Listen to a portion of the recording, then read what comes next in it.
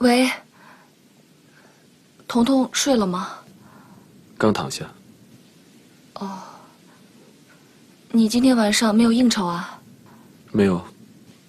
那能让彤彤听电话吗？等一下，彤彤。妈妈，爸爸要讲故事，你跟我一起听好不好？好啊。爸爸，快点开始吧。那我们来讲一个灰姑娘的故事，好不好？好。有一个富翁，他的妻子生下了一个小女孩，以后就去世了。后来啊，这个富翁又帮这个小女孩娶了一个后妈，这个后妈又带了2个女儿过来。后来呢，这个后妈的2个女儿天天叫这个小女孩干活，他们管她叫灰姑娘。什么是后妈？后妈就是不是亲生的。比如说，爸爸如果喜欢一个女朋友结了婚，那你就要叫她后妈。爸爸，我不要后妈。彤彤，爸爸还没有讲完呢。后来啊，有一次王子要在王宫里面举行一个盛大的舞会，他邀了全城的姑娘来参加。他想要在这些姑娘里面呢，挑一个做他的未婚妻。灰姑娘去了吗？灰姑娘在仙女魔法的帮助下，穿了漂亮的水晶鞋和衣服。可是有一个规定，那就是她必须在晚上12点之前要回去，因为魔法过了12点之后呢，就会失效。她去了，后来呢？她去了。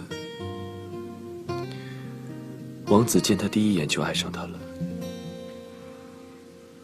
他们2个就这样一直跳舞，跳舞，直到12点的钟声响起，灰姑娘才慌慌张张的。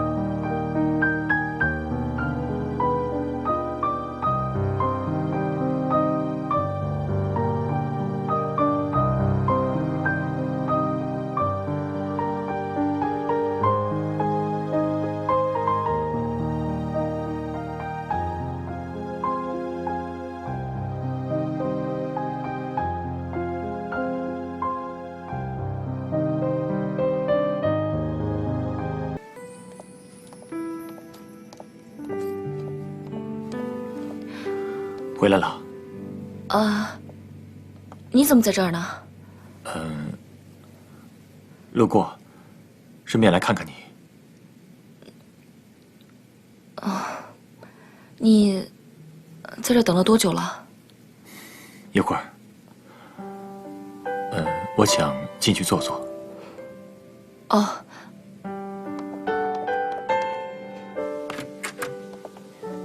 你脸色看起来不太好。最近睡眠少了一些。你这么晚过来，是有什么事儿吗？我已经跟别的投资方签了合同了，酒店的事情算是解决了。是吗？这是好事儿啊！来。可对我爸来说，就未必了。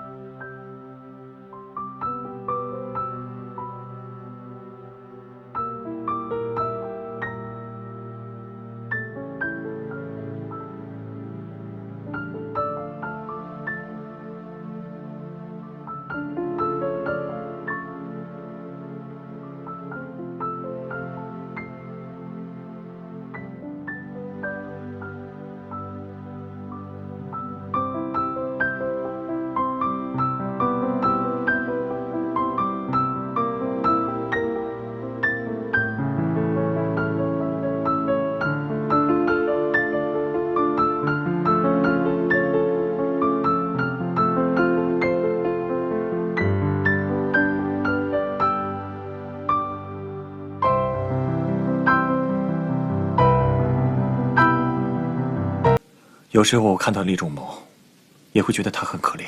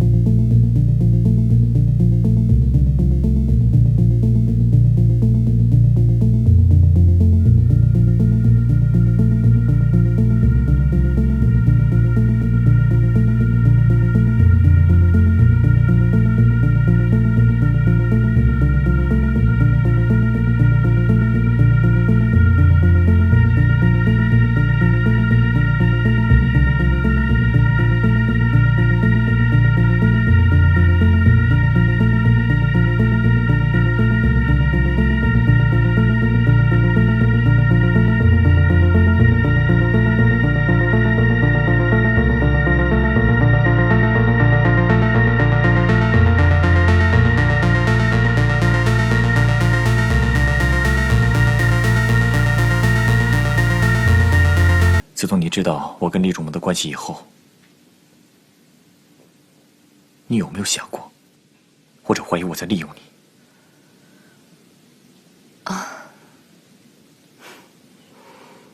就算是，我也从来没有怪过你。真的不会怪我？有什么好怪的？就好像上次去梁瑞强的舞会，之前我还在焦头烂额，想怎么样才能争取到这个大客户，跟公司有个交代。结果你就叫我去做你的舞伴。这么说来，还不是我利用了你？当我知道你和厉仲谋是兄弟之后，其实我也曾想过，